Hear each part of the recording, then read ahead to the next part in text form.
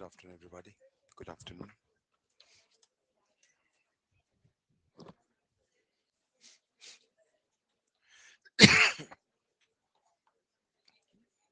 Good afternoon. Good afternoon. Good afternoon. Welcome back, everybody. Good afternoon. Good afternoon. Good afternoon. Welcome back. Welcome back, everybody. Welcome back. My blessings always there. With all my students, welcome back. Welcome back. Good afternoon. Good afternoon.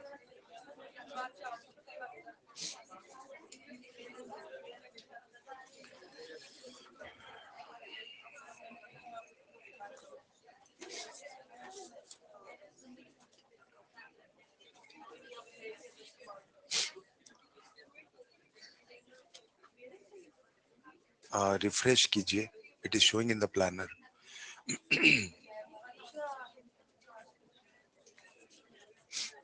Ridhima, I think they will have to refresh. I'm good, Trishika. Thank you.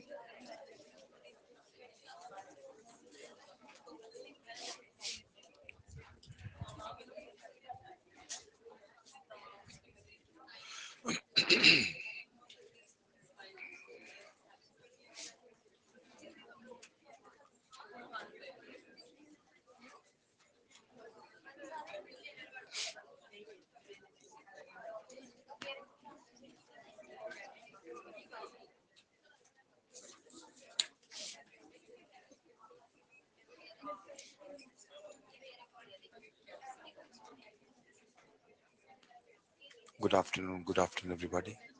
I hope all of you have joined. We'll start the class. Thank you, Karishma.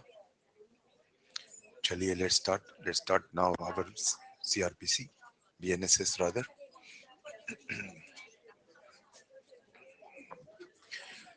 Okay, let's start our BNSS now.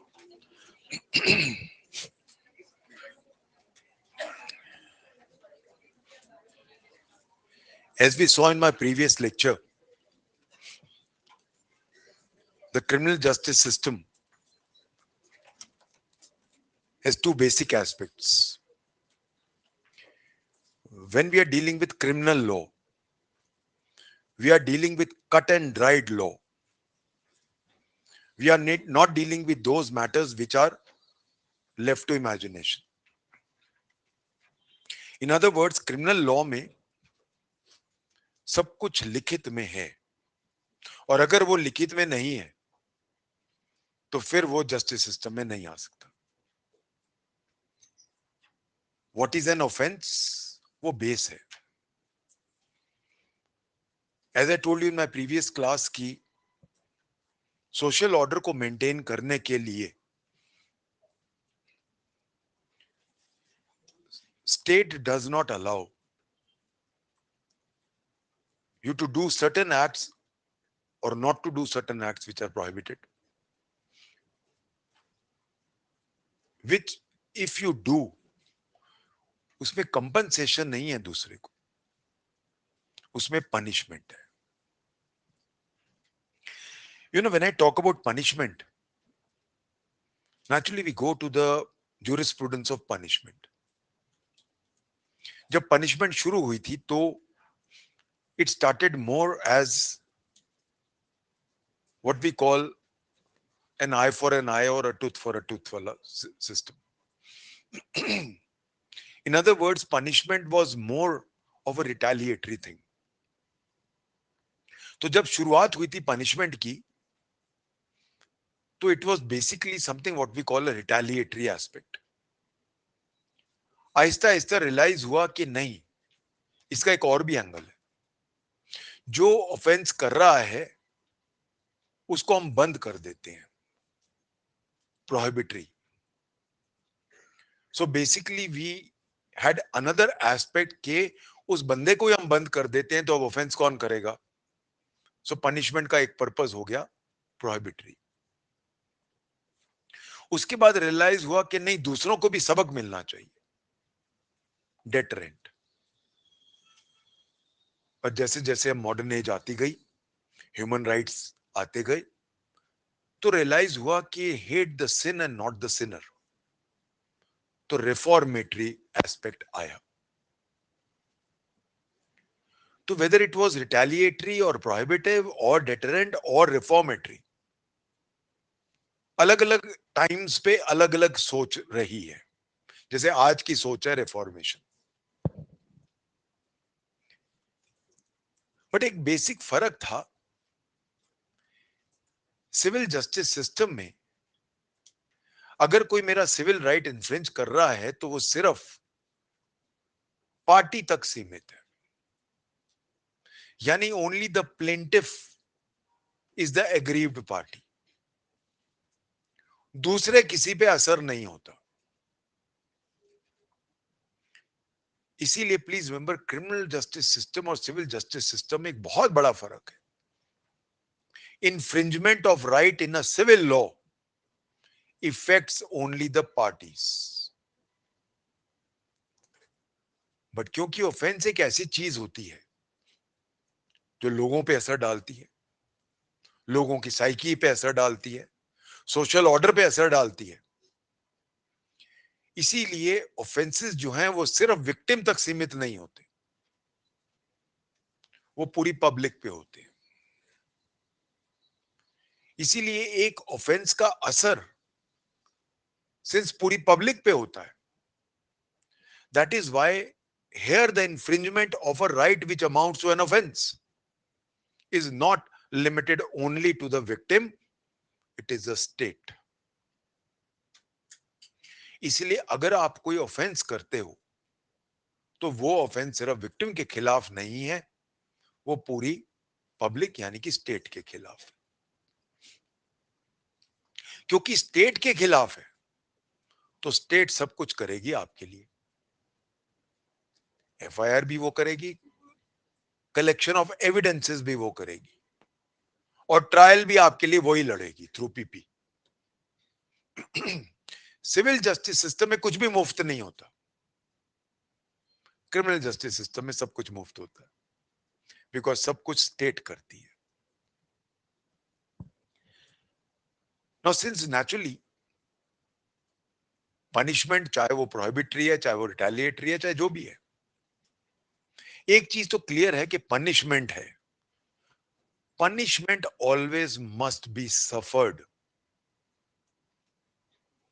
आप civil law में चाहो तो कभी भी abandon कर सकते हो suit, कि सर डिफेंडेंट आया और रो रहा था, मुझे दया आ गई, मैं अबैंडन, आप घर बैठ जाओ, कुछ नहीं होगा। बस इतना ही है कि आप दोबारा नहीं आ सकते ऑर्डर 23 के मुताबिक, अदरवाइज आप जब मर्जी छोड़ दो। क्रिमिनल लॉ में आप नहीं छोड़ सकते, क्योंकि ये ऑफेंस सिर्फ आपके खिलाफ नहीं है, पूरी पब्लिक के खिलाफ है। इसलिए प्लीज रिमेंबर, जो प्लेंटिफ के राइट्स हैं कि वो कभी भी मुंह उठा के चल पड़े कि जी बंद, यहां पे कुछ बंद नहीं होता, आप जितना मर्जी चाहो ये बंद नहीं होगा। वर्स्ट टू वर्स्ट ये हो सकता है कि कुछ ऑफेंसेस अगर कंपाउंडेबल है तो उसमें आप कंपाउंड अलाउ कर देंगे, अगर कंपाउंडिंग नहीं है तो नहीं होगा। ये मामला आया सुप्रीम कोर्ट के सामने एक बार, हस्बैंड वाइफ के झगड़े होते रहते हैं। एक महीने उन्हें झगड़ा हुआ, वो पहुंच गई मैडम थाने में कि जी मेरे हस्बैंड को बंद करो, 498A का केस दर्ज करो, मैं दुखी हो गई हूँ, क्रूअल्टी है, इसके बड़ा मॉन्स्टर पैदा नहीं हुआ। उन्होंने दर्ज कर लिया, अरेस्ट कर लिया। अरेस्ट करके जब उसको देखा कि वो तो जेल में खड़ा है, रो पड़ी, अरे ये मैंने क्या कर दिया। अब वो कहती है जी वापस करो, हाउ डेयर आपने मेरे हस्बैंड को कैसे बंद किया हुआ है। अब वो जितना मर्जी हाय तौबा मचा ले, पुलिस कुछ नहीं कर सकती, क्योंकि पावर है ही नहीं। अगर मुझे अब क्वाशिंग करनी है, हाई कोर्ट जाना पड़ेगा, नीचे के कोर्ट्स के पास पावर नहीं है। सो एक चीज याद रखना, बहुत फर्क है। सिविल जस्टिस सिस्टम तो मेरे हाथ में है, मैं जैसा चाहूं उसको मोल्ड कर सकता हूं। क्रिमिनल जस्टिस सिस्टम मेरे हाथ, एक बार मैंने सेट इन मोशन कर दिया, it must reach its logical and. जैसा कि हमने देखा कि क्रिमिनल, तो इसका मतलब ये हो गया, criminal justice system stands at a very different footing. It stands on the same footing as far as Evidence Act is concerned. But as far as CPC and CRPC are concerned, they stand at absolutely different footings. दोनों का कोई मिलान ही नहीं है, कोई comparison ही नहीं है, बिल्कुल different है। क्रिमिनल जस्टिस सिस्टम में भी वही सेम है जो सिविल जस्टिस सिस्टम में देखते हैं, यानी एक तरफ हमारे सब्सटैंटिव लॉ और एक तरफ हमारा प्रोसीजरल लॉ। सब्सटैंटिव लॉ हमें कहां से मिलता है? जो लॉ ऑफेंस को ऑफेंस बनाता है वो सारे लॉ सब्सटैंटिव लॉ है। तो जो लॉ डिक्लेयर करता है कि ये ऑफेंस है वो मेरा सब्सटैंटिव लॉ है। अब इसको हम तीन भागों में डिवाइड कर सकते हैं। एक हमारे इंडिया का जनरल लॉ जिसको हम कहते हैं आईपीसी और आज के दिन में कहते हैं बीएनएस, जो एक जनरल लॉ है जिसमें मोस्टली सब कुछ आता है। और एक हमारे स्पेशल लॉस जो special matter, what is a special law? जो एक मैटर से डील करता है। आर्म्स एक्ट आर्म से डील करता है, एनडीपीएस नारकोटिक से डील करता है, SC ST act SC ST से डील करता है। उनके अंदर जो ऑफेंसेस आ रहे हैं वो भी हैं। और तीसरा होता है हमारा local acts, for example MCOCA, Maharashtra organise control crime control act, उसके अंदर जो ऑफेंसेस बन रहे हैं वो भी हैं। सो याद रखना हमारे क्रिमिनल लॉ में तीन सोर्सेज हैं सब्सटैंटिव लॉ के, हमारा बीएनएस, हमारा लोकल लॉज और हमारे स्पेशल लॉज। ये अगर इनमें नहीं आता तो वो इंडिया में ऑफेंस नहीं है। तो one thing you must remember, अगर इन तीन में कहीं नहीं आता वो ऑफेंस है ही नहीं। जैसा कि मैंने बोला, मैंने मांगने वाली को पैसे नहीं दिए, उसका बच्चा मर गया, it is not an offence unless कि कल it is written by law, prohibited by law.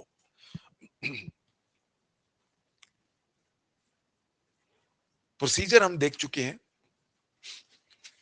Procedure वो तरीका होता है जिसमें हम ये डिसाइड करते हैं कि ऑफेंस हुआ है कि नहीं, ए बी किसने किया है। तो नेचुरली उसमें भी कोर्ट्स होते हैं। कोर्ट्स ही नहीं होते, उनकी पावर्स होती हैं, उनके ऑफिसर्स होते हैं। और फिर क्रिमिनल जस्टिस सिस्टम के तीन हिस्से होते हैं। वरना इससे क्रिमिनल जस्टिस सिस्टम के तीन हिस्से होते हैं। शुरुआत होती है क्रिमिनल जस्टिस सिस्टम की जैसे ही ऑफेंस होता है। Moment an offence is committed against me, the criminal justice system starts. जब मैं ऑफेंस वर्ड यूज कर रहा हूं, ऑफेंस के बहुत सारे एस्पेक्ट्स हैं। सिर्फ ऑफेंस इज अ जीनस। अब ये देखना है कि ऑफेंस बेलेबल है कि नॉन बेलेबल है। बेलेबल नॉर्मली कौन से ऑफेंसेस होते हैं? What is a bailable offence? जहां पे जहां पे मेरा राइट है बेल का, जहां पे मैं एज अ राइट मांग सकता हूं कि मुझे छोड़ा जाए। आपने मुझे गिरफ्तार किया, मुझे छोड़ा जाए, या मुझे अब गिरफ्तार ही मत करो क्योंकि मैंने बेल ले ली। सो बेलेबल ऑफेंस वो होता है जहां मेरा राइट होता है to be set at large. तो कौन से ऐसे ऑफेंसेस होंगे? कॉमन सेंस की बात है, छोटे ऑफेंसेस या फिर ऑफेंसेस जो बेसिकली सिविल राइट्स थे जिनको हमने ऑफेंसेस का दर्जा दे दिया। फॉर एग्जांपल बिगेमी, या पहले अडल्ट्री थी। तो जहां पे public at large is not involve, या मैंने आपको एक चांटा मार दिया, उसमें पब्लिक क्या है? पब्लिक क्या है? जोर की तो नहीं लगा, नोबडी इज बॉदर्ड। हाँ, बट जहां मर्डर हो वहां public is at large, is या रेप हो वहां पूरी पब्लिक साइकी इज इन्वॉल्व। सो इसीलिए एक चीज याद रखना, बेलेबल ऑफेंसेस की कहीं ये नहीं है, बताया नहीं हुआ ये बेलेबल इस एंगल के बेलेबल का मापदंड यार्ड स्टिक ये है, ये नहीं दिया हुआ। पर जब हम देखते हैं सारे ऑफेंसेस तो बेसिकली बेलेबल वो हैं या जो तो माइनर ऑफेंसेस हैं और या फिर सिविल ऑफेंस, सिविल राइट्स है जो ऑफेंसेस की कैटेगरी में हमने एलिवेट कर दिया। दूसरी तो कैटेगरी होती है वो होती है कॉग्निजेबल एंड नॉन कॉग्निजेबल। तो ऑफेंस, ऑफेंस तो एक मैंने बोला ना एक जीनस है। अब ऑफेंस का क्लासिफिकेशन, तो पहला जैसा कि मैंने बोला ऑफेंस बेलेबल है कि नॉन बेलेबल है, दूसरा कॉग्निजेबल है या नॉन कॉग्निजेबल है। इसका मतलब क्या है? कॉग्निजेबल ऑफेंसेस वो होते हैं जिनमें पुलिस बिना वारंट आपको गिरफ्तार कर सकती है, ए बी। और कॉग्निजेबल केसेस कौन से होते हैं? जो पुलिस इन्वेस्टिगेट कर सकती है। So what are cognizable offences and what are cognizable cases? Cognizable का मतलब है ऑफेंसेस वो होते हैं जहां पुलिस आपको बिना वारंट लिए कोर्ट से गिरफ्तार कर सकती है। कॉग्निजेबल केसेस कौन से होते हैं? जो वो इन्वेस्टिगेट कर सकती है। इसका ठीक उल्टा हो गया नॉन कॉग्निजेबल। तो नॉन कॉग्निजेबल कौन से हो गए? पुलिस आपको गिरफ्तार नहीं कर सकती। तो जैसे बिगमी का केस है, एक आदमी ने दूसरी शादी कर ली फर्स्ट मैरिज के सबसिस्टेंस में, अब पुलिस उसको गिरफ्तार नहीं कर सकती और उसके अंदर एफआईआर भी दर्ज नहीं हो सकती, क्योंकि एफआईआर सिर्फ कॉग्निजेबल ऑफेंसेस की होती है।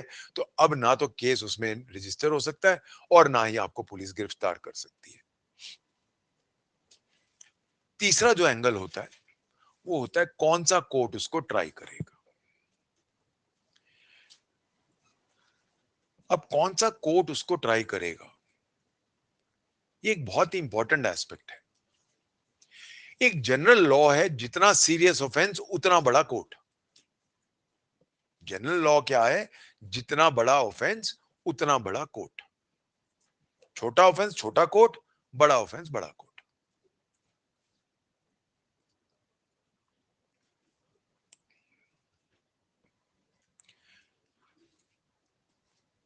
क्वेश्चन ये उठता है कि ट्रायल कोर्ट्स कौन से हैं? याद रखना हमारे पास 4 तरह के ट्रायल कोर्ट्स हैं।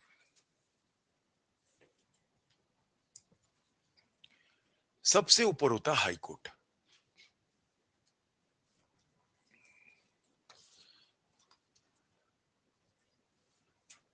जहां तक हाई कोर्ट का सवाल है, हाई कोर्ट एक नॉर्मल ट्रायल कोर्ट नहीं है।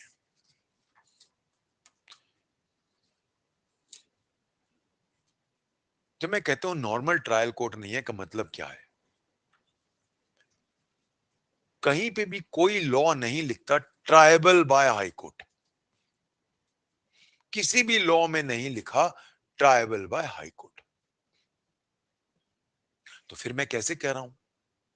सी, जब भी कोई ट्रायल कोर्ट होता है, चाहे सिविल लॉ में हो चाहे क्रिमिनल लॉ में हो, उसको हम कहते हैं कोर्ट ऑफ ओरिजिनल जुरिस्डिक्शन।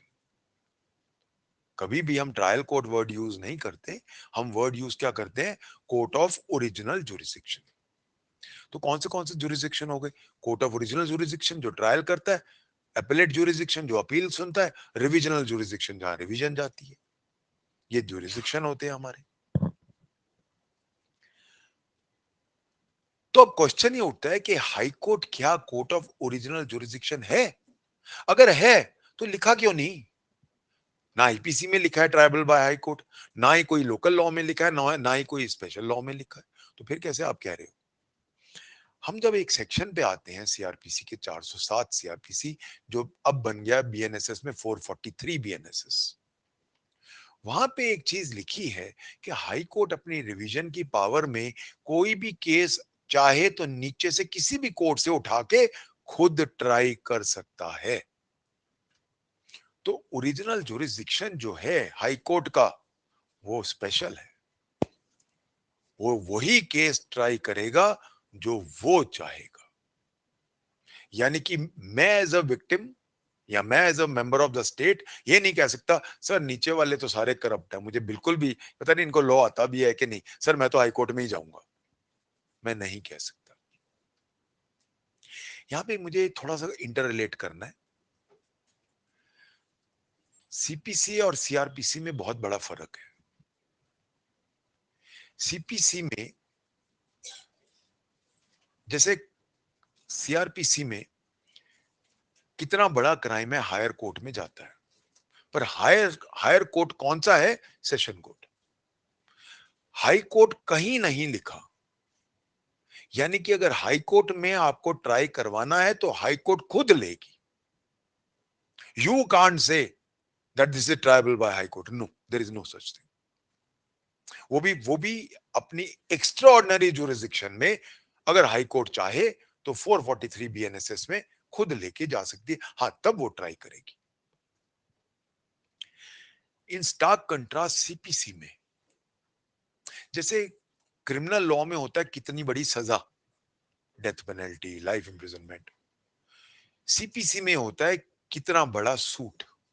कितना बड़ा मतलब उसकी वैल्यू क्या है, जिसको हम कहते हैं पेक्यूनरी वैल्यू क्या है।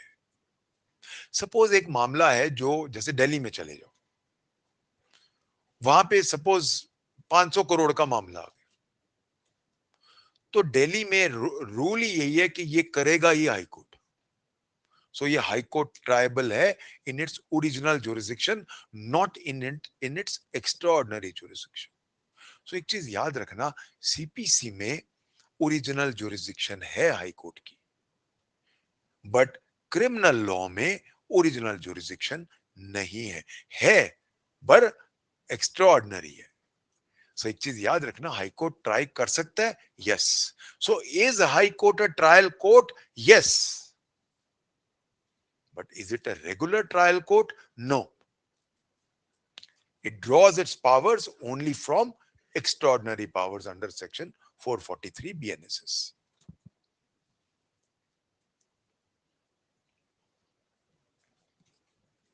क्वेश्चन ये उठता है क्या सुप्रीम कोर्ट ट्रायल कोर्ट है? नहीं है। Supreme court is not a trial court. कोई केस सुप्रीम कोर्ट ट्राई नहीं करता। Supreme court is an appellate court, but it is not a trial court. Now, तो सबसे ऊपर हमारा ट्रायल कोर्ट कौन सा हो गया? High court. But then as I said, regular trial court नहीं है, एक्स्ट्रा ऑर्डिनरी जुरिस्डिक्शन के अंदर है। उसके नीचे होता है session court. Session court includes additional session court. उन दोनों की पावर सेम होती है। एडमिनिस्ट्रेटिवली सेशन जजेस above ADJ, but judicially speaking दोनों की पावर सेम होती है। ये हो गया दूसरा कोर्ट। तीसरा कोर्ट होता है जेएम1, जो आप लोग बनोगे। जेएम1 judicial magistrate first class. Judicial magistrate first class हम वेरियस भागों में बांट सकते हैं। CJM, chief judicial magistrate, additional chief judicial magistrate, जेएम1, सब डिविजनल जुडिशियल मैजिस्ट्रेट। ये चार तरह के जेएम1 होते हैं। अब सीजेएम एडमिनिस्ट्रेटिवली सुपीरियर है, पर है जेएम1। इसका मतलब ये हो गया कि दोनों जेएम है, तो क्या जेएम1 की अपील जेएम1 के पास जा सकती है? नहीं जा सकती। इसीलिए आपका ऑर्डर का या कोई भी जो जजमेंट होगा, उसकी अपील सीजेएम के पास नहीं जा सकती। क्यों? दोनों सेम है। सो इसलिए याद रखना, कोई भी जो जज होता है उसके दो एस्पेक्ट होते हैं, administratively superior and judicially superior. So ADJ का एडमिनिस्ट्रेटिव सुपीरियर हो सकता है सेशन जज, but is not judicially superior. Similarly, CJM can be administratively superior to JM1, but is not judicially superior. तो ये हो गया हमारा तीसरा कोड। चौथा कोड जो हमें बताता है ये, वो है JM2, judicial magistrate of the second class. इनकी पावर्स नेचुरली जैसे जैसे नीचे जाते हैं छोटी होती जाती है। इनकी सजा देने की पावर भी कम है, और ये ट्राई भी छोटे केसेस कर सकते हैं, बड़े केस नहीं कर सकते। वो हम देखेंगे जब हम पावर्स ऑफ द कोर्ट्स में आएंगे। एक जो और कोर्ट होता था 1973 की सीआरपीसी में, वो बीएनएसएस में कैंसिल कर दिया गया। वो है मेट्रोपॉलिटन मैजिस्ट्रेट। वो न्यू बीएनएसएस में खत्म हो गया। Now we since it is not there we won't read it, but वो 1973 के बीएनएसएस सॉरी सीआरपीसी में था। नाउ सो अभी हम देख रहे हैं कि ऑफेंसेस, हम तो बात कर रहे हैं ऑफेंसेस की, अभी तो हम बिल्कुल शुरू की बात कर रहे हैं। ऑफेंसेस जैसा कि मैंने बोला होता क्या है, anything prohibited by law and दो हिस्से हैं, मेड पनिशेबल बाय लॉ। कौन ट्राई करेगा? अब कौन ट्राई करेगा, इसके ऊपर बहुत सारे क्वेश्चंस बनते हैं, मेंस के भी और प्रीलिम्स के भी। Be very careful. बहुत बहुत बार इंटरव्यू में क्वेश्चन पूछा गया।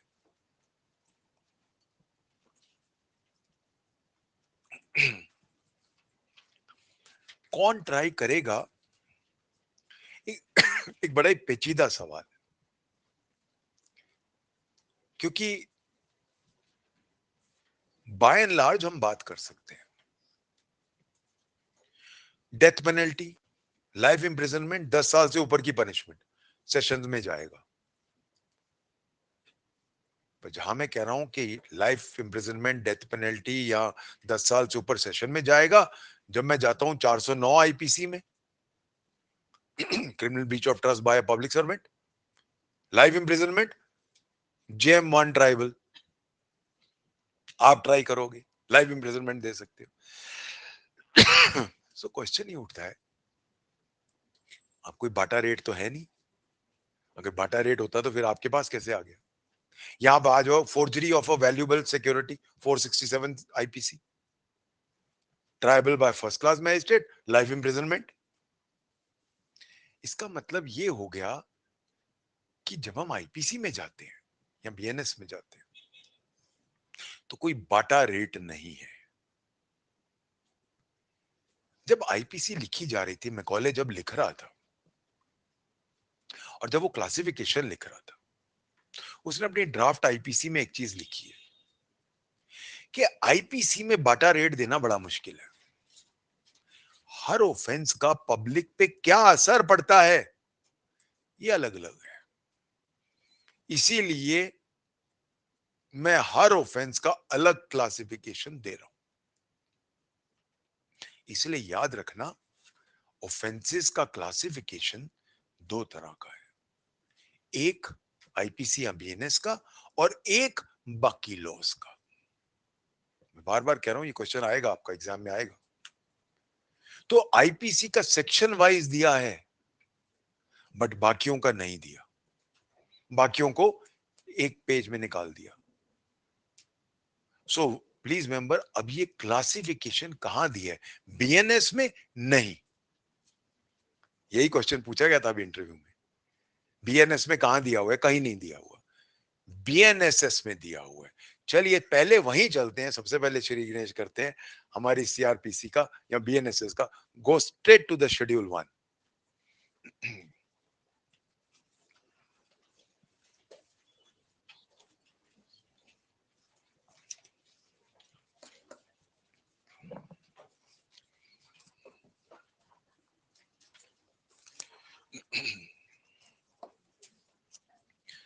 शेड्यूल 1 क्या कहता है?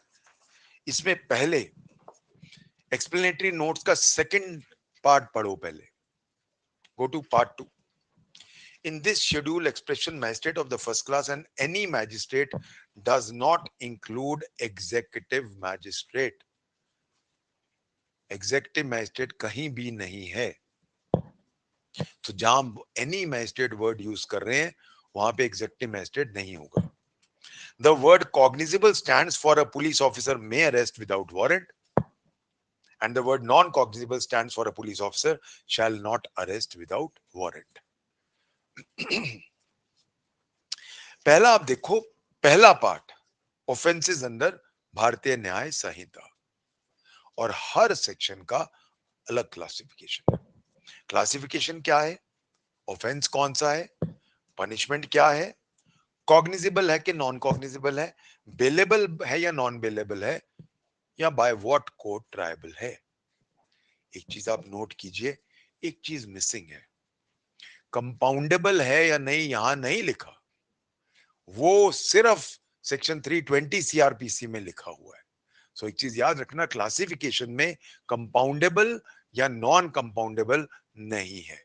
अगर हमने देखना है कि कोई ऑफेंस कंपाउंडेबल है या नहीं है तो हम 320 सीआरपीसी में जाएंगे, और कहीं लिखा हुआ नहीं है। 320 भी दो हिस्सों में है, with the permission of the court and without the permission of the court. अब हम आप ये देखो कि जितने भी हमारे बीएनएस के ऑफेंसेस हैं, हर ऑफेंस के साथ ये आपका ऑफेंस का नाम, उसकी सजा, cognizable, bailable, non bailable, and कौन सा कोर्ट ट्राई करता है। इसमें आप देखो 3 नाम आते हैं, court of session, magistrate of first class and any magistrate. Any magistrate का मतलब है 1 एंड 2 दोनों में से कोई भी, बट एग्जेक्टिव मैजिस्ट्रेट नहीं। सो एक्सेप्ट एग्जेक्टिव मैजिस्ट्रेट, कोई भी मैजिस्ट्रेट 1 या 2 दोनों में से कोई भी ट्राई कर सकता। Clear everybody please? कंपाउंडेबल है या नॉन कंपाउंडेबल है ये नहीं लिखा, ये इसके लिए हमें स्पेशली जाना पड़ेगा सीआरपीसी के अंदर, जहां पे जनरल प्रोविजंस हैं, वहां कंपाउंडेबल नॉन कंपाउंडेबल का सेक्शन 320 सीआरपीसी था, वो बताता है कि कंपाउंडेबल है कि नहीं है। ये तो हो गया आईपीसी। चलो आईपीसी में तो टेंशन खत्म, जो भी देखना है वो ऑफेंस खोल लो और ये खोलो और यहां से पता चलेगा। तो एक चीज याद रखना, आईपीसी में कई बार मिसप्रिंट्स होते हैं, क्लासिफिकेशन गलत लिख देते हैं। जब भी कोई शक हो सीधा यहां आना है। This is the actual place to see the classification, not IPC जिसके नीचे क्लासिफिकेशन वो तो बेरक छापने वाले छापते हैं, बट कायदे से the real place to see is this place. ये तो हो गया आईपीसी। जैसे कि मैंने बोला चलो स्यापा खत्म, हर सेक्शन हमें कुछ भी देखना है सीधा खोल लेंगे, पता चल जाएगा। What about other offences? मेरे पास एक, आई रिमेम्बर 2-3 साल पहले की बात है, मेरा एक स्टूडेंट, बहुत सारे स्टूडेंट्स जज बन के भी बहुत फोन करते हैं, approximately I get 4-5 calls a week, sir फंस गए जल्दी बताओ सर। तो फिर पहले तो डांट खाते हैं मेरे से, हमेशा क्लास में ध्यान नहीं देते थे। एनीवेज, उसने मुझे फोन किया कि सर मैं अड़ गया हूँ। क्या हुआ? Sir prevention of corruption act का मामला आया है मेरे पास, आपने पढ़ाया ही नहीं हमें। क्या नहीं पढ़ाया? कि सर आपने बताया ही नहीं ये बेलेबल है कि नॉन बेलेबल है।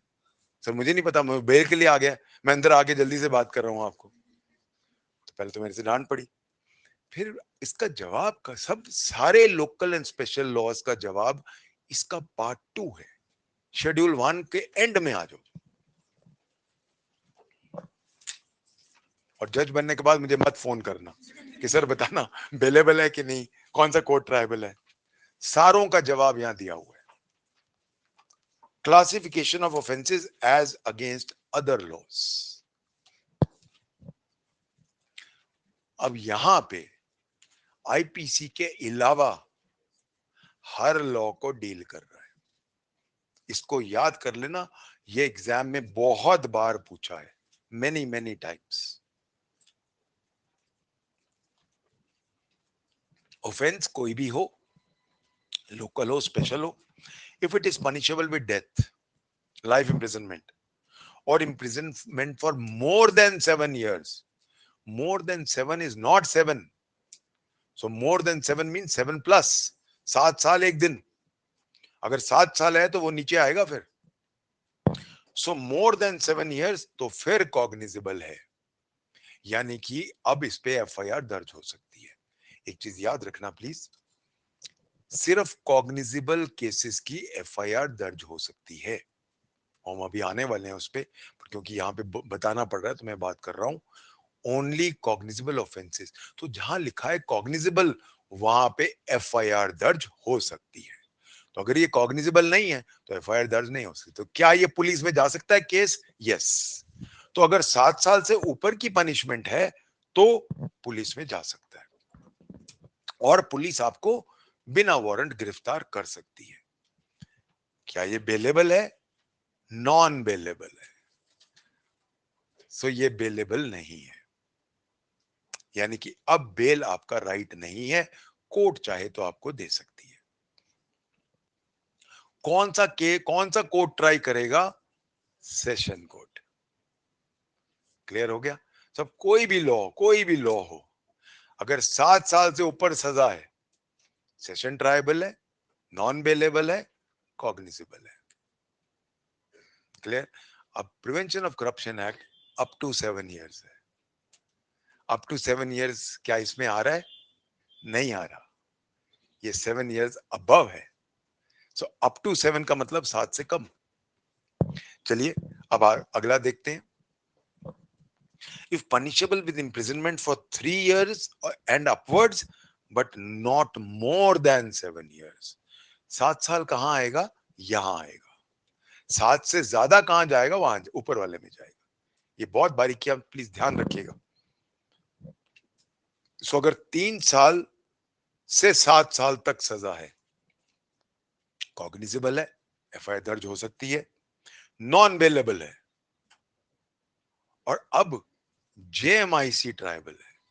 इसलिए वो मेरा स्टूडेंट था, इसलिए उसने फोन किया क्योंकि उसके पास आ गया। और वो कहे सर पता नहीं मैं ले सकता हूं कि नहीं, मेरा जुरिस्डिक्शन है कि नहीं, पीपी तो कह रहा है, और सर वो कह रहा है बेल ले लो, मैं लूं कि नहीं? नॉन बेलेबल है, so it is not a right. So 3 से 7 नॉन बेलेबल। इसका मतलब बेलेबल क्या है? अब थर्ड देखते हैं। If punishable with imprisonment for less than 3 years, less than 3, सो 3 कहां जाएगा? दूसरे में। 3 से कम, सो लेस देन 3 years और विद फाइन ओनली। अब ये नॉन कॉग्निजिबल है, यहां बेलेबल है, और अब कोई भी मैजिस्ट्रेट यानी सेकंड क्लास मैजिस्ट्रेट भी इसको ट्राई कर सकता है। क्लियर हो गया everybody? So don't forget this, this is your first question of mains and interview. ध्यान रखना, बहुत कम लोगों को पता होता है, जैसे मैंने बोला वो मेरे भाई साहब वहीं पे टेंशन में बैठ गए थे। नाउ जब हम सीआरपीसी की, अगर हम जल्दी से हिस्ट्री की बात करें, कोई भी लॉ की हिस्ट्री होती है। If I go to the history of CrPC,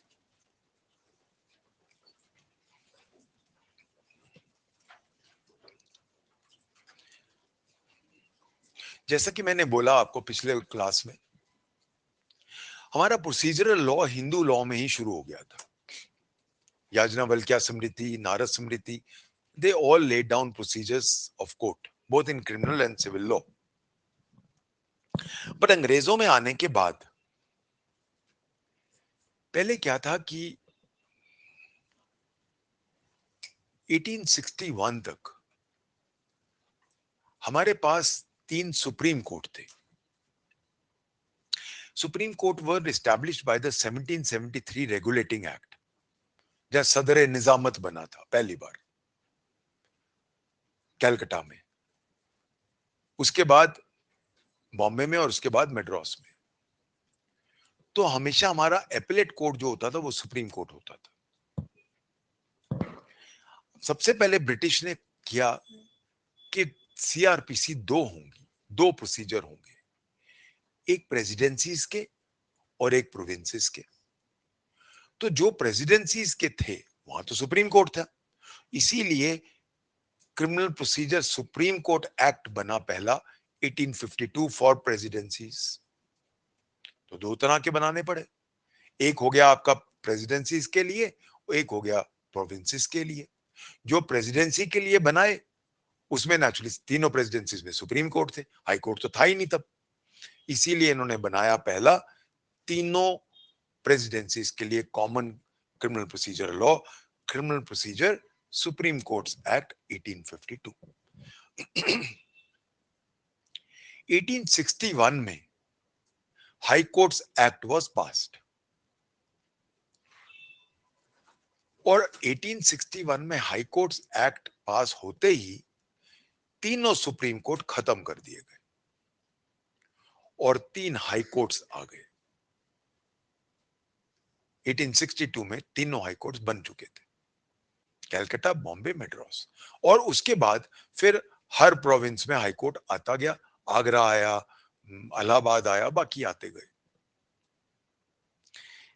इसीलिए क्योंकि अब प्रेसिडेंसीज में सुप्रीम कोर्ट नहीं थे तो नाम गलत हो गया, तो उसका नाम चेंज कर दिया गया।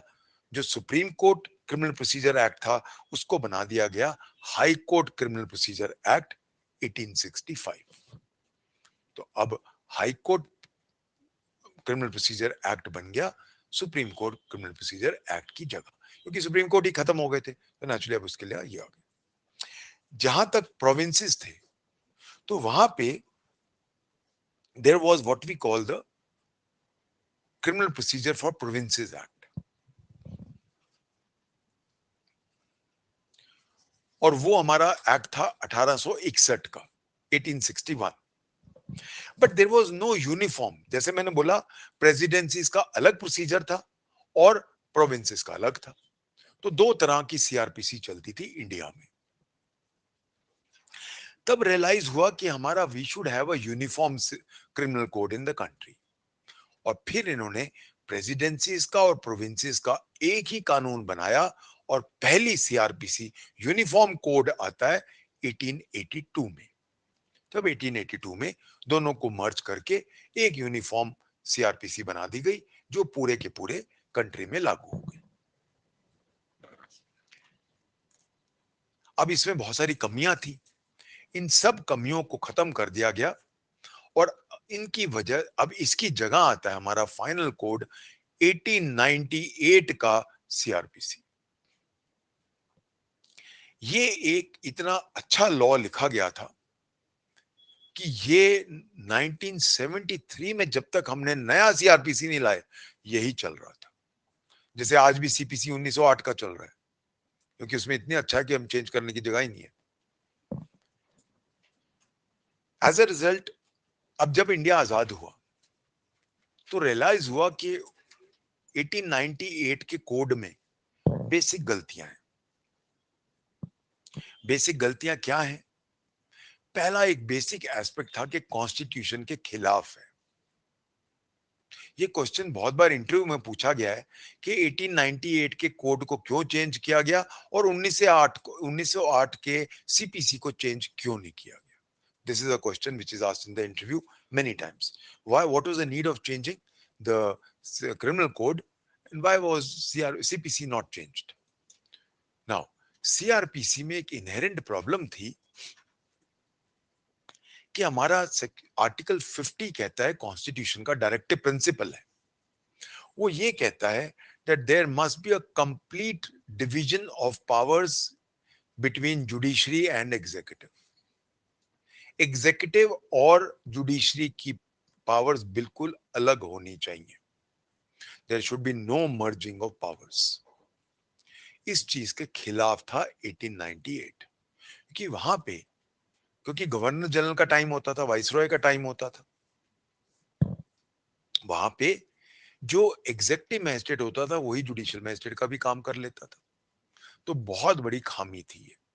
तो बेसिकली सबसे बड़ी बात थी कि अनकॉन्स्टिट्यूशनल था। दूसरा, ये गरीब लोगों के लिए नहीं बनाया गया था, क्योंकि उस टाइम पे जमींदारी सिस्टम चलता था, कॉर्नवालिस का चल रहा था तब से, तो गरीब लोगों को तो बिल्कुल खत्म कर दिया जाता था। तो गरीब लोगों के लिए बिल्कुल भी नहीं बना था। और हमारा जो कॉन्स्टिट्यूशन है वो सोशलिस्ट है, गरीब लोगों के लिए बना है, तो वो एक बहुत बड़ी मेजर प्रॉब्लम थी। इसीलिए ये रियलाइज किया गया कि हमें नया कोड बनाना है। 41st लॉ कमीशन रिपोर्ट है, 154th लॉ कमीशन रिपोर्ट है, और भी छोटी छोटी रिपोर्ट्स हैं। 41st और 154 तो मेजर है। इन्होंने पूरी की पूरी नई सीआरपीसी लिख दी, जिसके अंदर 484 सेक्शंस थे, 37 चैप्टर्स थे, 2 शेड्यूल थे और 56 फॉर्म्स थे, जो चलती गई, जो अब तक चलती गई। 2023 में ये रियलाइज किया गया कि वो सीआरपीसी आउटडेटेड हो गई है, उसमें बहुत सारे चेंजेस की जरूरत है। As a result new BNSS लिखा गया। मैं अगर इसके ऑब्जेक्ट्स एंड रीजंस की बात करना चाहूंगा, I just like to quickly go through the objects and reasons. Note करने की जरूरत नहीं, मैं पढ़ देता हूँ, ये आपके बेयर एक्ट्स में भी होगा, जो डोंट वरी। मैं इसको समझो कि क्यों बनाया गया, what was the need, this is the question of your interview, कि क्या जरूरत थी। कितनी बार चेंज करोगे, 1800, पहले 1882 में किया, फिर 1898 में किया, फिर 1973 में किया, अब 2023 में किया। ऐसा क्या गुनाह करा हुआ है सीआरपीसी ने, बेचारा हर हर 25 दिन 30-40 साल में चेंज हो जाता है। सो उसके लिए you must know the objects and reasons, कि क्या जरूरत थी। Let's see.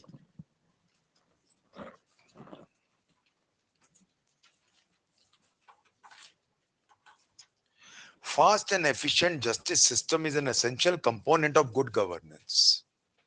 However, delay in delivery of justice due to complex legal procedures, large pendency of cases in the courts, low conviction rates, insufficient use of technology in legal system, delays in investigation system, inadequate use of forensics are the biggest hurdles in speedy delivery of justice, which impacts the poor man adversely. In order to address these issues, a citizen-centric criminal procedure is the need of the hour. In the view of the above, it is proposed to repeal the Code of Criminal Procedure 1973 and to enact a new law. It provides for use of technology and forensic sciences in investigation of crime and furnishing and lodging of information, service of summons through electronic communication. Specific timelines have been prescribed for time-bound investigation, trial, and pronouncement of judgments. Citizen-centric approach has been adopted for supply of copy of FIR to the victim and to inform them about the progress of investigation, including by digital means. In case where punishment is 7 years or more, the victims will be given an opportunity of being heard before withdrawal of the case by the government. Summary trial has been made mandatory for petty and less serious cases. The accused persons may be examined through electronic means like video conferencing. The magisterial system has also been streamlined. ये basic reason है कि क्यों BNSS आया है। So all of आपके bare act में सबका होगा ऑब्जेक्ट्स एंड रीजंस, इसको अंडरलाइन करके इसमें से पॉइंट्स निकाल के याद कर लेना। ये आपका, आई वोंट बी सरप्राइज अगर मेंस में भी आ जाए। What is the need for formulating a new criminal procedure code? Or what is the need of formulating a new BNSS? तो उसका ये आंसर है जो यहां पे दिया गया। नाउ अब जो हमारा सीआरपीसी या बीएनएसएस है, अब जो नया बना है, इट हैज गॉट 531 सेक्शंस। पहले 484 थे, पर वो एबीसीडी थे, उन्हीं को लाल डाल दिया तो ज्यादा नहीं बढ़े। It has now 39 chapters, 2 schedules and 58 forms. हमारे आज के दिन में 541 सेक्शन है, 39 चैप्टर्स हैं, 2 शेड्यूल हैं और 58 फॉर्म्स हैं। अब अगर हम 7th शेड्यूल में जाते हैं हमारे कॉन्स्टिट्यूशन के, तो 3rd लिस्ट जो कंकरेंट लिस्ट में, उसमें एंट्री नंबर 2 है सीआरपीसी। इन अदर वर्ड्स, इस पे सेंट्रल गवर्नमेंट भी लॉ बना सकती है, स्टेट गवर्नमेंट भी बना सकती है।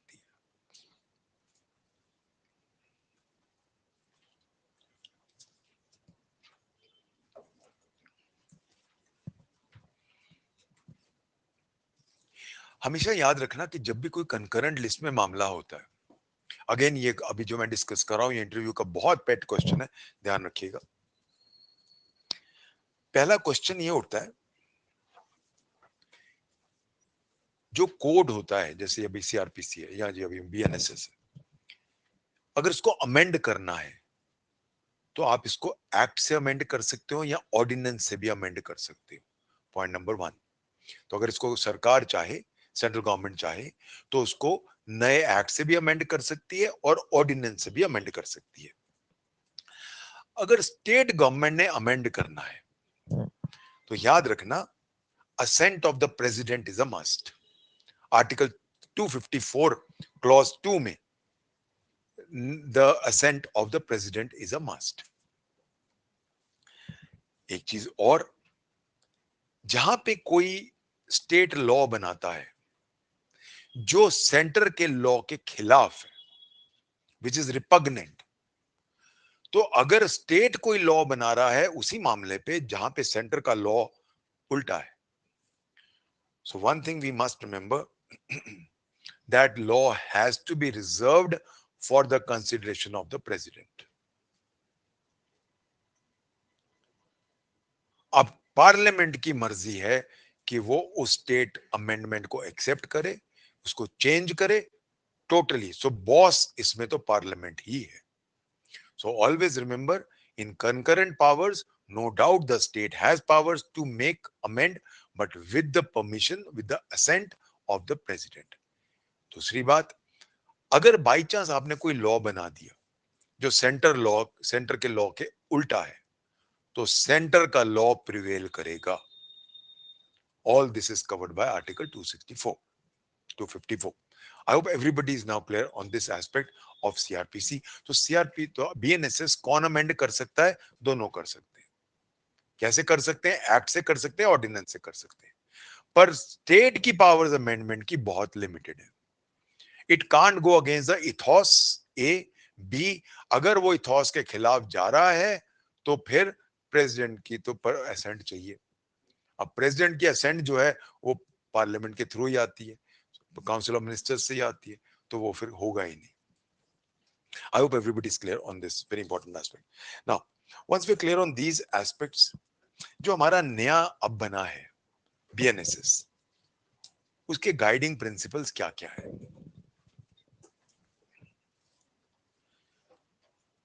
कुछ प्रिंसिपल्स तो पुराने हैं और कुछ नए हैं। तो जब मैं पुराने की बात करता हूं, जो आज भी प्रोटेक्टेड है, पहला, there must be a fair trial.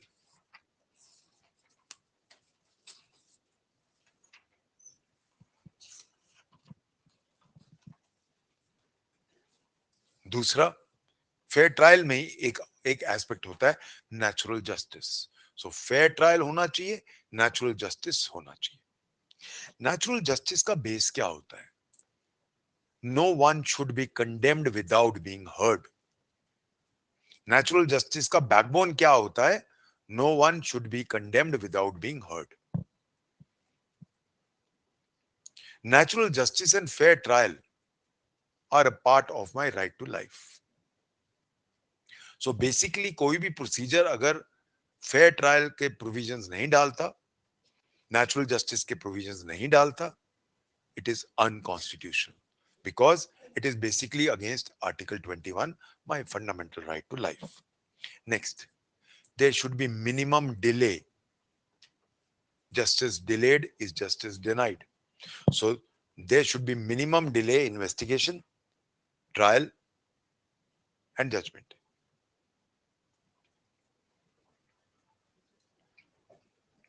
Teesra, a fair deal should be given to the poorer sections of the society. यानी socialism must be followed. ये नहीं है कि सिर्फ अमीर लोगों के लिए है, justice system is for everybody. Because we are a socialist country, that means the procedures must ensure कि कोई भी गरीब आदमी इसलिए ना रह जाए कि वो गरीब है। नेक्स्ट, आर्टिकल 20 के तीनों चीजें प्रोटेक्ट करनी है। आर्टिकल 20 का पहला, एक्सपोज फैक्टो लॉज की ज्यादा पनिशमेंट नहीं मिलनी चाहिए, इसको प्रोटेक्ट करना है। डबल जेओपार्डी प्रोटेक्ट करना है, और right not to self incriminate को प्रोटेक्ट करना है। तो हमारा क्रिमिनल लॉ, क्योंकि आर्टिकल 20 क्रिमिनल लॉ से ही संबंधित है, तो आर्टिकल 20 के तीनों क्लॉजेस प्रोटेक्ट करेगा ये। इसके अलावा ये तो थे जो सीआरपीसी में भी थे, इसके अलावा जो अभी हमने देखा, what all other things now in the new one, firstly, there must be a speedy trial. There must be specific timelines for investigation and trial. There must be more and more use of technology and forensic science. More and more electronic communication should be used because आज का युग electronic as है. Citizen centric approach should be taken. The victims must be kept well informed.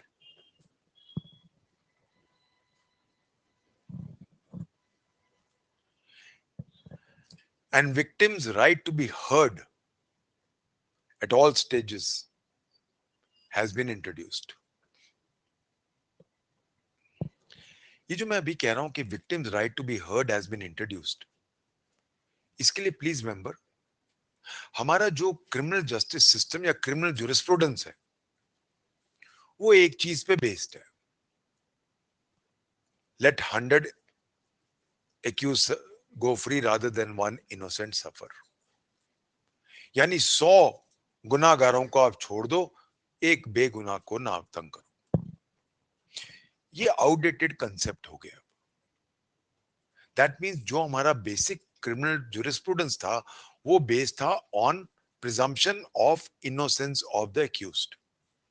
No doubt presumption तो अभी भी है, but उस हद तक नहीं है जो पहले थी.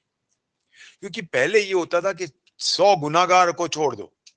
अब ये क्वेश्चन पूछा जाता है कि अगर 100 गुनाहगारों को छोड़ रहे हो तो 100 विक्टिम्स का क्या होगा. आप एक तरफा क्यों सोच रहे हो. So if you are thinking के 100 गुनाहगारों को छोड़ दो, उन गुनाहगारों के जो 100 विक्टिम है उनका राइट का क्या होगा. जहां से हम कहते हैं the concept of victimology.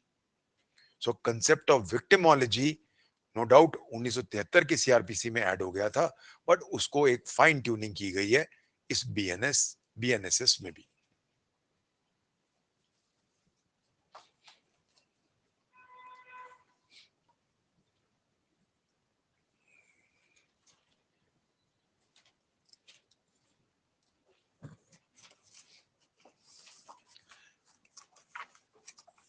Naturally अब क्वेश्चन ये उठता है, first question arises, is CrPC a purely procedural law.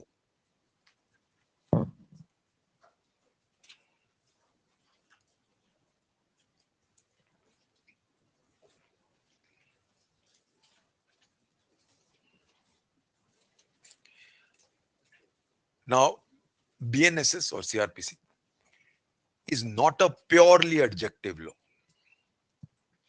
बहुत सारे सब्सटैंटिव पार्ट्स भी हैं इसमें.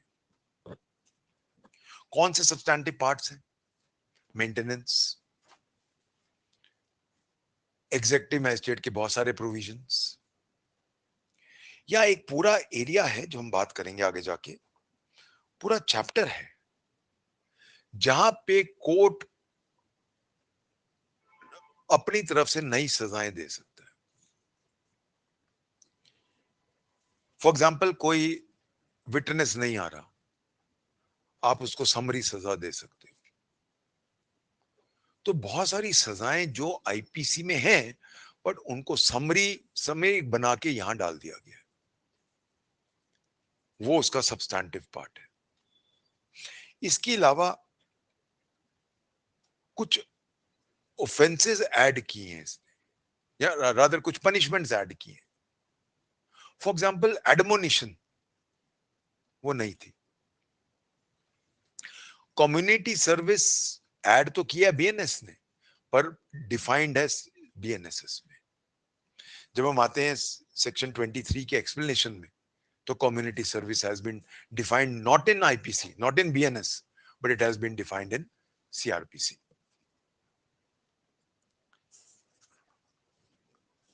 जब हम इसका प्रियम्बल पढ़ते हैं, preamble very clearly says that it's an act to consolidate and amend the laws of procedure.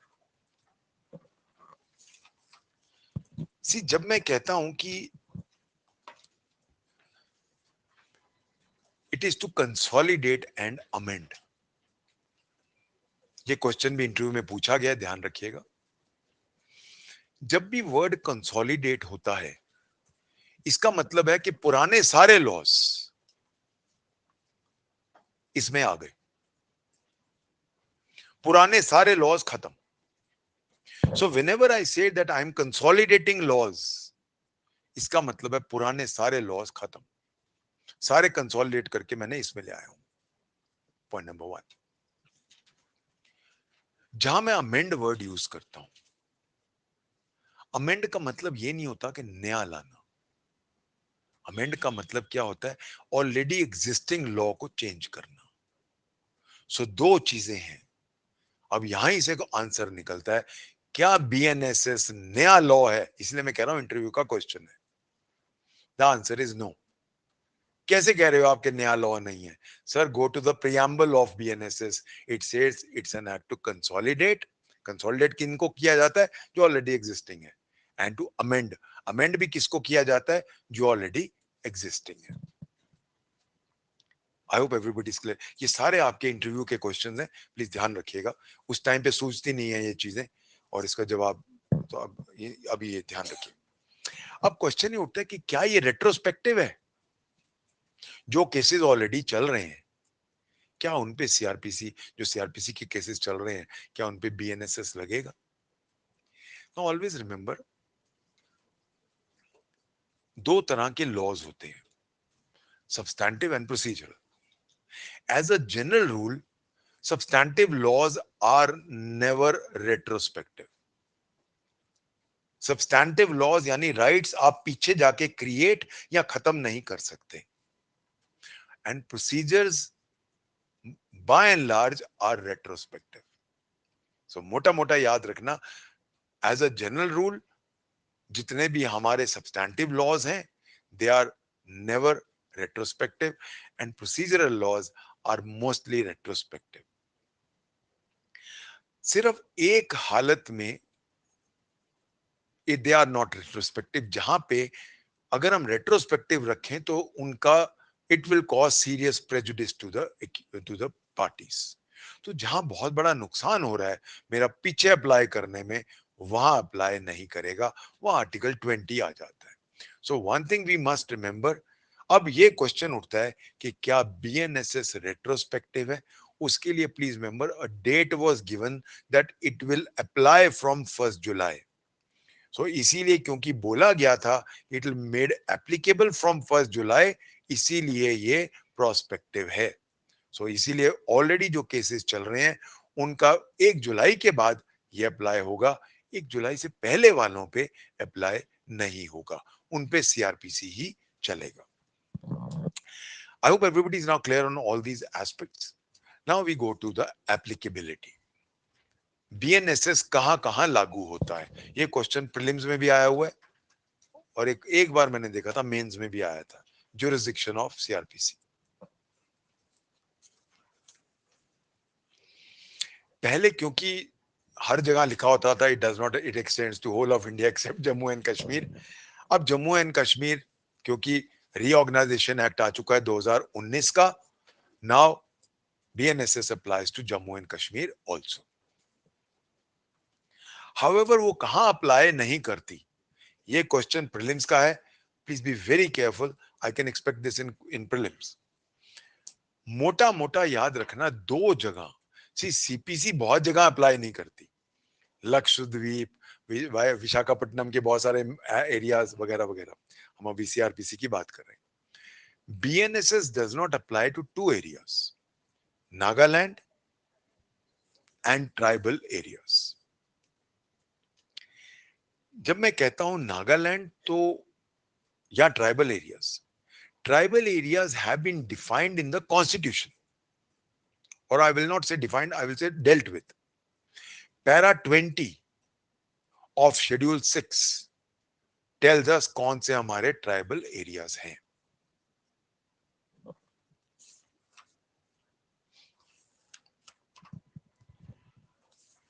तो क्वेश्चन आता है बार बार,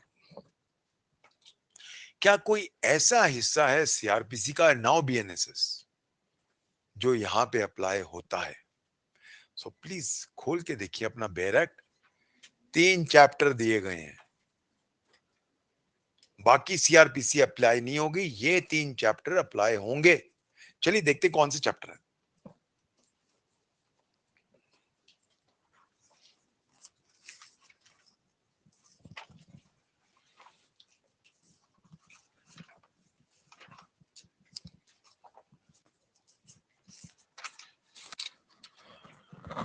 This act may be called the BNSS to 2023. The provisions of this Sanhita, other than those relating to chapters, other than those relating to these three chapters, chapter 9 dealing with security for good behavior executive magistrate का है, chapter 11 public order से deal करता है, और chapter 12 preventive action of police. यानी law and order के मामलों को छोड़ के तो ये तीन तो लगेंगे ही, तो ट्राइबल एरियाज में भी लगेंगे और नागालैंड में भी लगेंगे। So the provisions of this Sanhita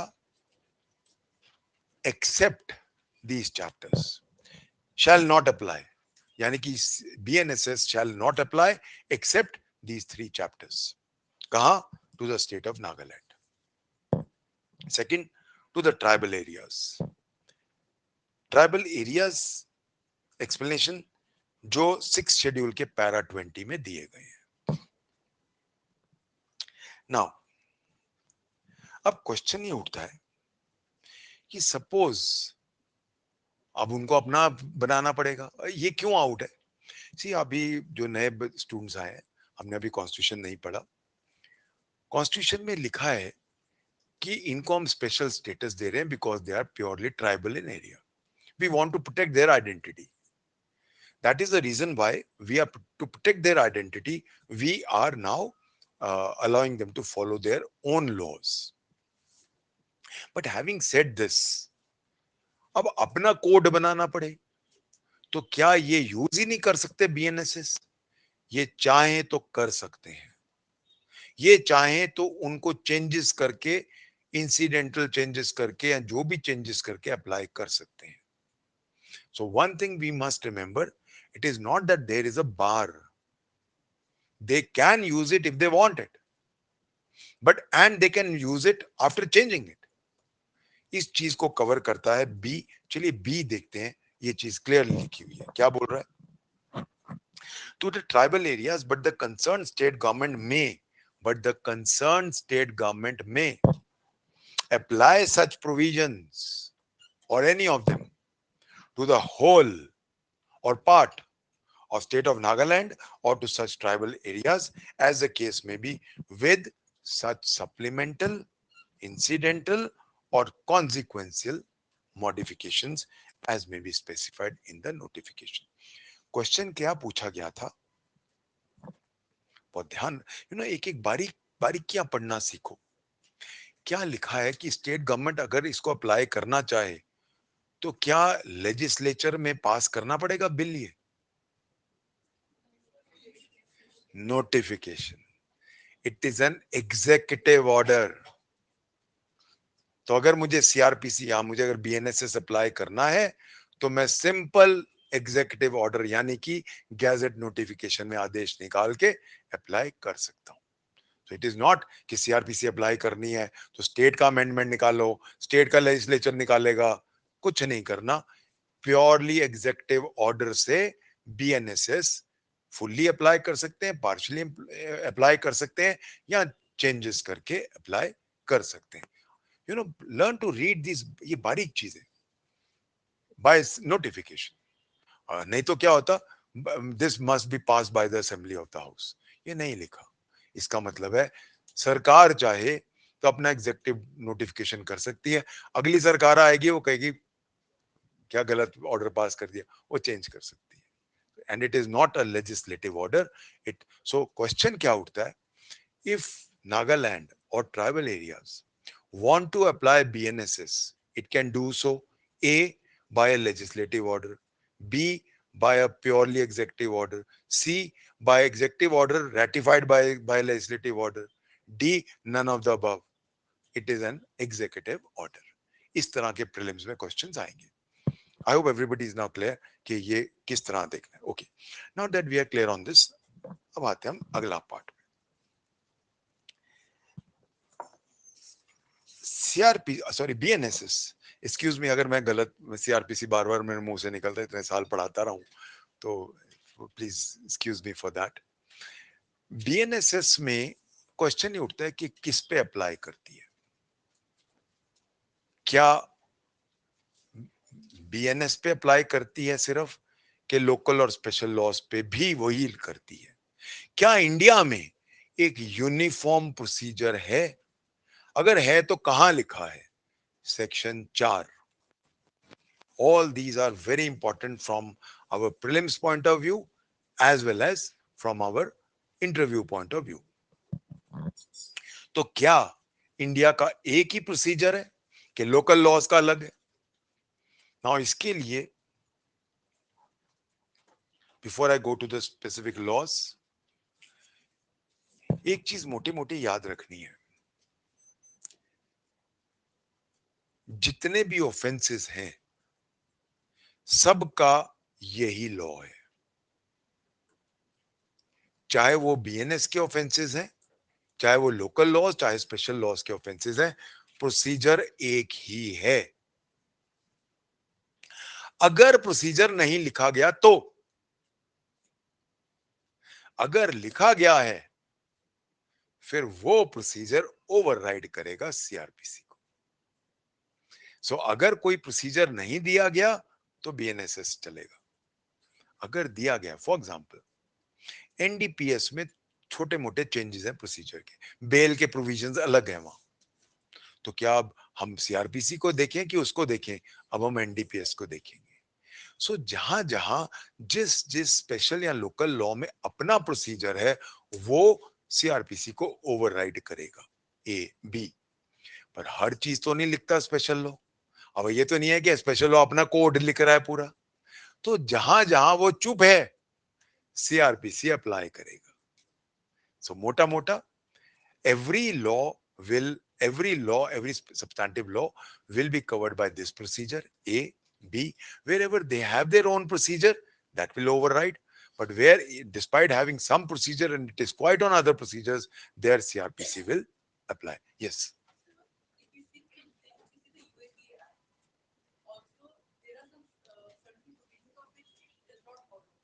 See, UAP Act क्या है? Unlawful Assembly Act. It's a preventive act. So जहां preventive acts हैं हमारे, जैसे कॉफी पोजा था या टाडा था, ये वो अलग है। बिकॉज वो क्या है, अगर इवन आप कॉन्स्टिट्यूशन में जाओ, आर्टिकल 22 में जाओ, उसका तरीका ही अलग है। तो वहां पे please remember, it is not an offence has not been committed. तो जितने भी हमारे प्रिवेंटिव एक्ट्स होते हैं, the offence is yet to be committed, वो प्रिवेंटिव होते हैं। Fine, will take it up from here in my next lecture.